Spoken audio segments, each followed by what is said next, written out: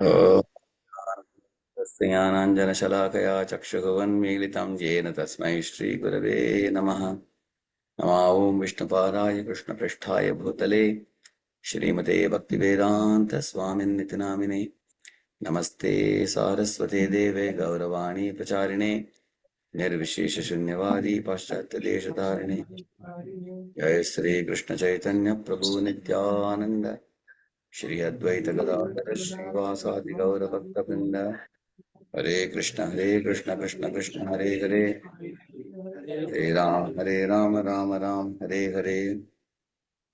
So last time we finished 3.40 and in 41 we'll quickly recapitulate what we did in 41 and then we go ahead. Please read that 3.41. Regulate the senses. Regulate the senses. Since the senses are the weakest, they are easiest to begin conquering lust with. Therefore, destroy lust in senses by following religious regulations. Lust as destroyed of jnana, knowledge, and vijnana, self-realization. Yeah.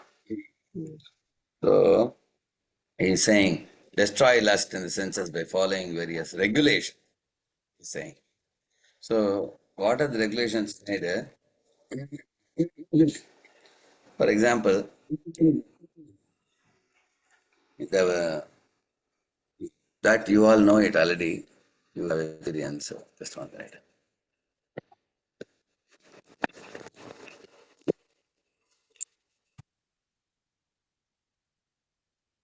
When we talk about regulation, we talk about. Let me put this mic and see.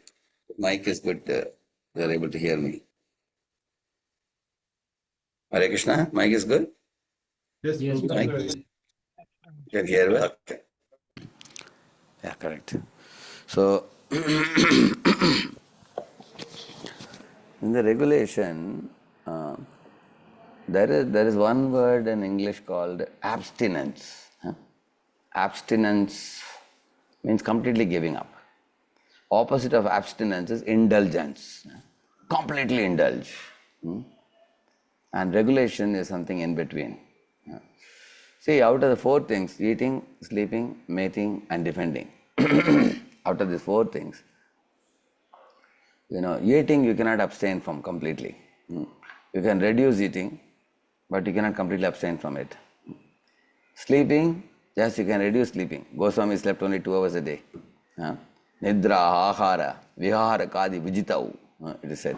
They conquered eating and sleeping. They ate very little, they slept very little. Because when one becomes spiritually very advanced, then the person actually identifies more as a spirit soul. So the bodily needs become much reduced. But when a person identifies with the body more, then he becomes a sense gratifier and he needs to eat a lot and sleep a lot and delight in the body a lot. He requires a lot of entertainment to keep the body going. When one identifies with the body more. Therefore, Goswamis have very little need for eating and sleeping. And mating, one can completely stop also. One can give it up altogether. That's why the brahmacharya principle is kept. Brahmacharya sannyasis are told to completely abstain from the indulgence with the opposite sex. And recreation, the Vedic recreation is going for a walk, brisk walk, dancing, singing, swimming, playing kabaddi, some physical game. So all these things is included in recreation. So in this way, so like with respect to lust, Krishna calls it as one of the gateways to hell.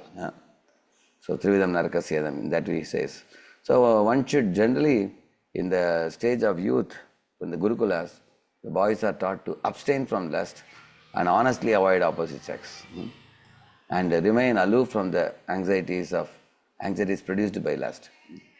Agitations, allurements, and anxieties produced by lust. One should keep away from it. Then one can focus on study.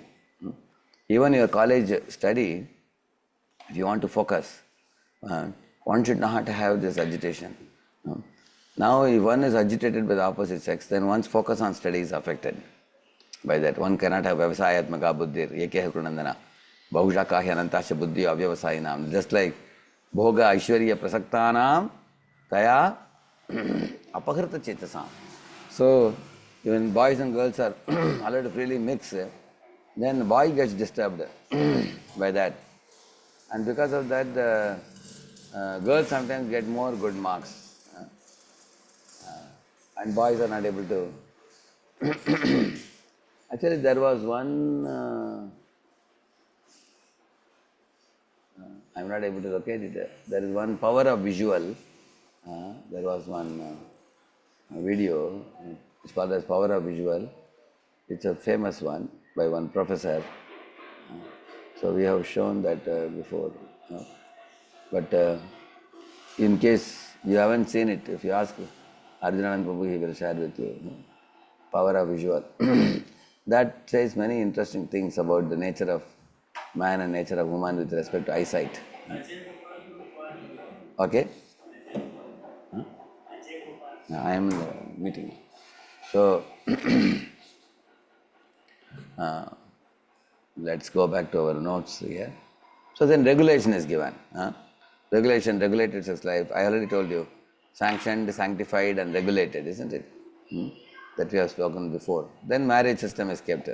See, marriage is called as sacred. Why Vivaha Yajna we call it? Because a man agrees that I will not marry anybody and everybody. I will only marry somebody fixed by my parents. And it's properly accepted. They see the horoscope match and everything and properly gets married. And then stays within the framework of family life and does not have any extramarital connection with anybody. And then within that family life, husband and wife would devote their time for chanting holy name and studying the Bhagavad Gita, raising children in Krishna consciousness, and abandoning any type of illicit behavior with anybody else. So then it is regulated. Yeah.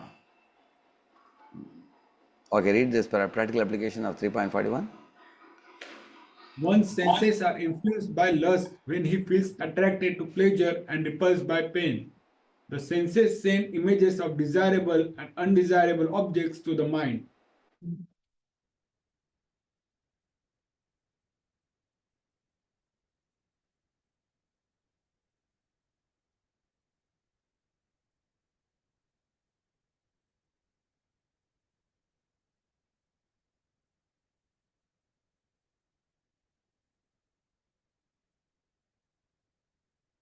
Illusion created by Maya.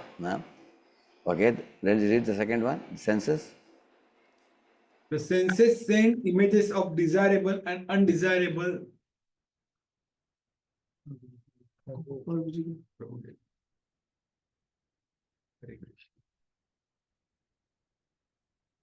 There was some little range problem here. Please read again the senses. I'll just show you that. Just 1 minute. Yeah, please go ahead. The senses send images of desirable and undesirable objects to the mind. Like the eyes, they capture the images and they send it to the mind, and mind says this is desirable and that is undesirable. So this lust is a very peculiar thing because, for example, if for the hand, if somebody is wearing a gloves, if Maya Devi has put a spell in this hands, then everybody will try to cover their hands and somebody will try to open the hands and see what is inside. And you see, so because the hand is a place where Maya Devi has put a spell, then if you similarly, the attraction for the opposite sex, because one feels attraction towards that body because Maya has put a spell. Otherwise it's the same as anything else. Just because there's a lump of flesh, one feels attraction, but the attraction is just, because of the spell put by Maya. So, and another spell put by Maya is what, especially Madan and Rati, is members of the same species are attracted to each other. Like a Miss India or Miss Universe is attractive to men, but not to a cockroach or not to a dog. A dog will be attracted to only Miss Dog, whoever is beautiful she dog. Cockroach will feel attracted to she cockroach. That is also a spell of Maya, attraction. So my spiritual master was once joking, was telling, if a cockroach flies and comes and sits on the shoulder of a actress or on the cheeks of an actress, the cockroach will not have any attraction, he was saying. Huh? It has zero attraction practically. But if the cockroach looks at a she cockroach, then it is mad. Huh? And that mad attraction is made possible by Madan and Rati. They create that mutual attraction between the species. On the other hand, Krishna is called as the original Kamadev. Huh? And Kamadev in this world is called Nakli Kamadev. Krishna is Asli. So he attracts all species, not only the gopis. He attracts the gopas also. He attracts the cows, calves, deers, peacocks, monkeys, birds, Yamuna. Everybody is attracted to him. The supreme Kamadev, isn't it? So that is a true attraction. And what we find in the material world, attraction is like a spell put by Maya and Madan. Okay, now let's proceed further. So he says, Jnana Vijnana Nashanam. He says, so Jnana means knowledge of the self as distinguished from the non-self. That is forgotten. Once a person becomes bodily conscious, then he thinks, I am body. Yeah. Like as soon as, one encounters the opposite sex, then one becomes immediately bodily conscious. For example, we are all sitting in a hall. Some young girl enters the hall. As soon as she comes, immediately become mindful of your dress, whether I am all right, whether I am looking good enough, I am looking cute enough. One becomes very bodily conscious by that. Just like the Asuras became too conscious of themselves, when Mohini Murti arrived there. Like that is saying. That's what he's saying. And lust actually makes the knowledge of the self become covered over. Vijnana, please read the word Vijnana. Vijnana, specific knowledge of the spirit soul's constitutional position and his relationship to the supreme soul. So, as a spirit soul, I am servant of Krishna, and my relationship with the Lord is eternal. And I am always part and parcel of the Lord.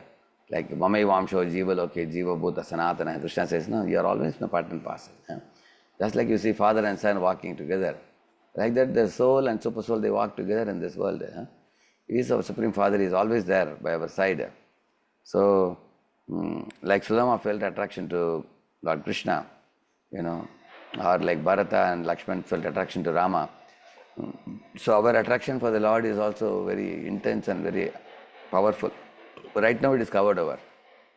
We are not able to perceive it because of the anarthas. But there is a very strong connection. One example I'll tell you. Recently I had a beautiful pastime. In the Ramayana, there is one Kevat. This Kevat is actually a boatman. So when Rama, Sita and Lakshman, they wanted to cross the river. So Lord Rama requested him, can you please cross us across the river? He said, why not? I will do it, sir. But I have one request to you, he said. Lord Rama asked, what is it? You see, I heard that you put your dust off your feet on a stone and immediately that turned into Ahilya, a young beautiful woman. So now I am worried, I am afraid that if you touch my boat with your feet and feet dust, if it turns into a young girl, then I already have one daughter, now we'll have a second daughter now. And to get two daughters married will become a big responsibility for me. And my boat will be gone, and then how will I drive the boat?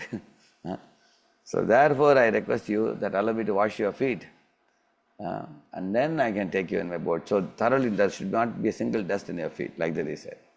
Ram smiled and said, okay, so be it. Then he put Lord Rama's feet in a vessel and started washing Lord Rama's feet happily, and then took the water and drank it, sprinkled on his head and sprinkled on the head of all the family members, and Kevat became blissful. While Lakshman and Sita were observing and smiling. And this pastime has a background. Who is this Kevat? This Kevat in the milk ocean in the spiritual world, where Vishnu lies in the Ananta Shesha, and Lakshmi is massaging his feet. In that ocean is the tortoise. So one day the tortoise climbed up the Ananta Shesha to touch the lotus feet of Lord Narayana. When he saw the tender lotus feet of Narayana, he felt like touching to his head. When he climbed up, Lakshmi Devi was sitting there. She turned around and said, "Hey, beta, go back. You are not supposed to climb up. Go back into the ocean," she said. Then he went and took a U-turn and went back. Then after some time, again he came from other side, where he thought Lakshmi's backside, if I go, she will not see me. So again he climbed up to touch Vishnu's lotus feet. At that time, Anantashesh, with all his multiple eyes, were watching. "Hey, don't come up, go below," he said. So again he went back. But then someone else took notice of it. Who is that? Anybody knows? Who? Lord Vishnu. Lord Vishnu. So, taking some sympathy on him, Lord Vishnu gave him the body of Kevat. Now, when he came as Kevat, again he had that desire that I want to touch the feet of the Lord, I was not allowed. Now I will be allowed, he thought. And now, when he was washing the feet, the same two persons were there. Lakshmi was there, now she is in the form of who? Mother Sita, yeah. And Adishesh was there, and now he is in the form of Lakshmana. So both were seeing and they didn't object to his washing feet. How wonderful it is. The Lord is so merciful that somebody has some aspiration, he fulfills that aspiration very expertly. He gave an opportunity. In this way, Kevat is feeling a strong sense of identity as a sense of belonging to the Lord. Oh, I belong to eternally to Vaikuntha, and I am a servant of the Lord. Now I got an opportunity to wash his feet. But why we are not feeling that kind of connection to the Lord? Because lust has covered our intelligence. Because of that, we are attracted to some perishable things of this world. And we are unable to appreciate the eternal spiritual commodity. So that is owing to this last he says, Avritam jnanametena, jnanino nitya vairina, kama rupena kaunteya, dushpurena anlena chases. And read further, learn Krishna consciousness. Yeah, go ahead. Reference Srimad Bhagavatam 2.9.31. The knowledge of self and super self is very confidential and has to be understood as explained by the Lord himself. What is Krishna consciousness based on Bhagavad Gita?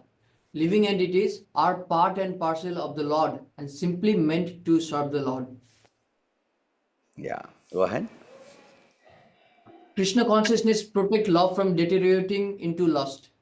Lust is only the perverted reflection of love of God, which is natural for every living entity.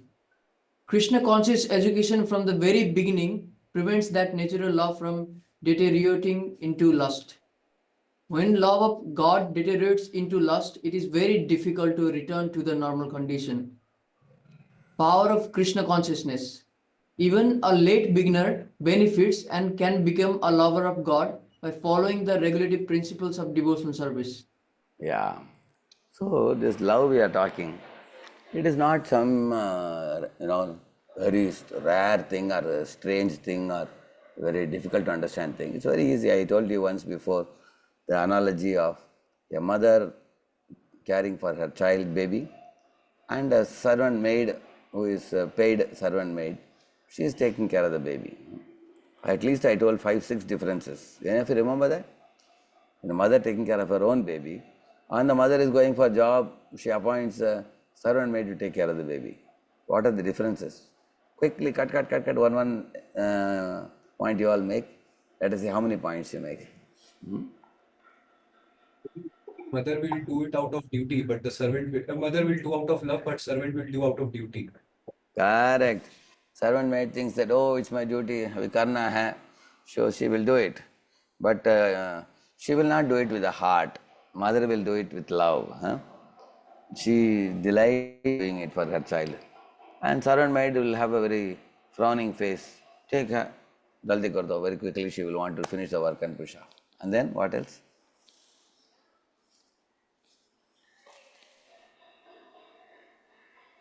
Anything else? Difference?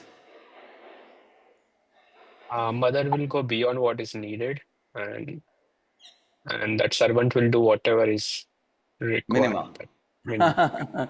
Yeah, mother will be willing to extend herself, make sacrifices if need be.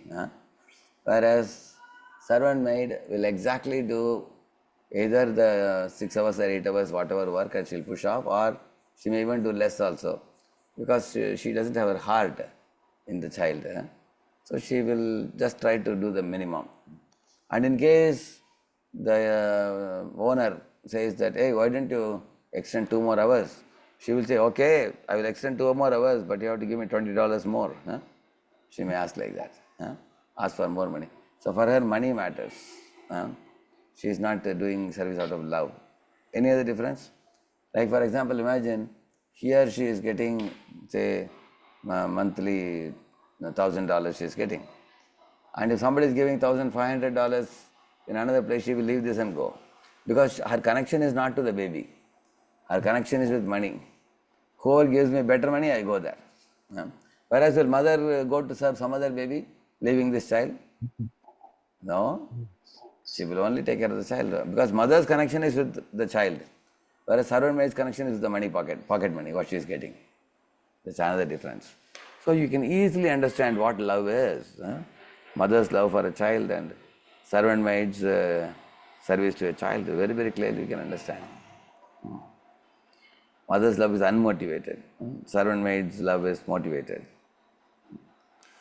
She accepts sacrifices with reluctance. Mother does sacrifice very voluntarily, very happily, joyfully. No expectation. So we have some experience even in this world of how the love of a mother looks like. We have some idea. So extending the same to the relationship between Lord and the Jiva. You can understand that we serve the Lord with pure love, Lord serves the Jiva with pure love. Love is the only commodity. There are no other strings attached. That is the situation of pure devotional service. We don't have any other thing. Any questions? Tat sukhi sukitvam. Deriving happiness in the Lord's happiness. And Lord also says, I derive happiness in the happiness of my devotees. Lord is trying to make his devotees happy, devotee is trying to make the Lord happy. That's the relationship. In the 9th canto, Lord says, Sadhavo hridayam mahyam sadhunam hridayam tvaham madanyattena jananti naham tebhyo managapi. Hey Durvasa, I reside in the heart of my devotee and my devotee resides in my heart. And I do not know anything but my devotees. And my devotees don't know anything other than me. The Lord is saying. That's a very strong bond between Lord and the devotees. So, the devotee will do anything for the Lord, for the sake of the Lord. And we all will come one day to that stage.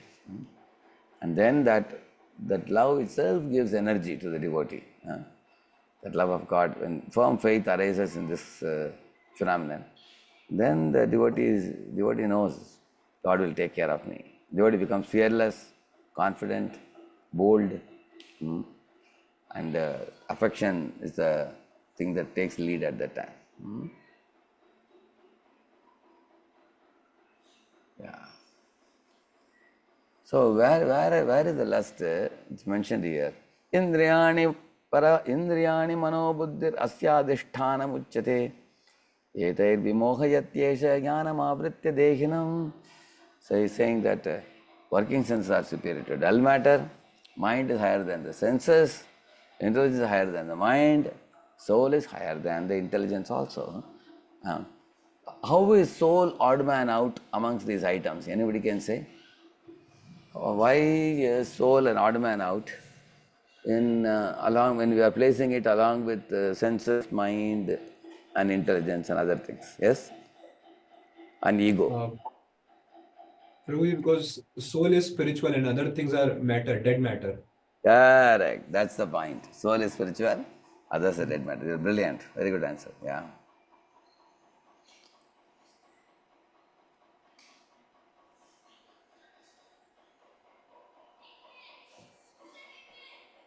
You can read this one. Okay, read this. Senses are superior to matter. Please read that. Senses are superior to matter because the senses are different outlets for the activities of lust. Yeah, for example, with our eyes, we may want to see a beautiful picture of opposite sex. And with the hand, one may want to touch. With the lips, one kisses. With the hands one embraces. So in this way one engages the senses. That's what he's saying in this. Here he says here that the senses are different outlets for the activities of the lust. One expresses the passion by the senses. Yeah, and the senses is led by mind. Yeah, and the mind has many kama karma bijas. Bija means seed. Hundreds of seeds are there, and inside those seeds is kama vasana living, residing there and there. They push a person from inside. Act out, act out, act out. But then one chants the holy name, and reads the scriptures and worships the deities, then you will find that gradually that lower natures are subdued by that. And the more one intensely chants, these seeds can be fried also. When you fry away the seeds, they are thrown out, they are gone now, and they cannot fructify. But if you allow the seeds to fructify, they will impel us to act wrongly, like what Ajamila did. He also got his seeds germinated, activated, and then he acted out, and then he got terrible sin to attract the Yamadutas.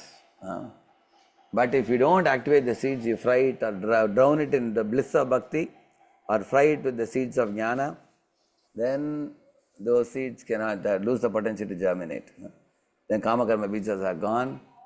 न काम कर्म बीजानां यस्य चेतसि संभवः वासुदेवैक निलयः स वै भागवतोत्तमः. There is a verse. It says those who are Uttama Bhagavats, their heart is fixed in Lord Vasudeva, and this kama karma bijas cannot do anything to them. They are defeated completely. Like that he is saying. Na kama karma bijanam yasya chetasi sambhavah, he is saying. So in this way, that's read further. Solution to the whole problem. Understand the constitution of the soul and engage in the direct connection with Krishna in Krishna consciousness. In Krishna consciousness, these outlets, senses, are not in use to exhibit lust. Yeah. We engage all the senses in Krishna service. Eyes for seeing, Krishna ears for hearing, Krishna like that. So Prabhupada says senses are not available for engaging in sense gratification. We give it to Krishna completely. Go ahead. Only stoppage of bodily action does not help. Bodily action means function of the senses, and stopping the senses means stopping all bodily action. But the mind is always active, even though the body may be silent. For example, dreaming. Therefore, the soul has to be directly engaged with the Supreme. Then all other subordinates, intelligence, mind, etc. follow. Reference Katha Upanishad. Soul is referred to as Mahan because Maha. superior to all senses, mind, and intelligence. Param Drishtva Nivartate, highest. Yeah. So he's saying the soul has to be directly engaged with the Supreme. Now all other subordinate, intelligent mind, everything will follow. We will see that in next class, tomorrow's class we will see more. It will become more clear. How do you engage the senses directly in Lord's service and you go beyond dreaming and go beyond lower taste. See that, huh? Thank you all very much. Prabhupada ki. Yeah.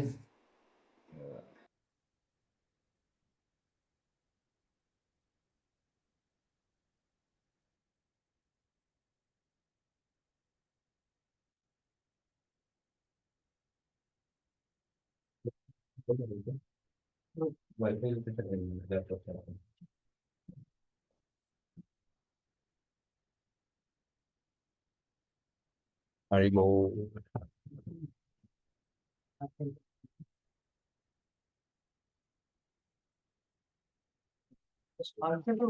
Hmm?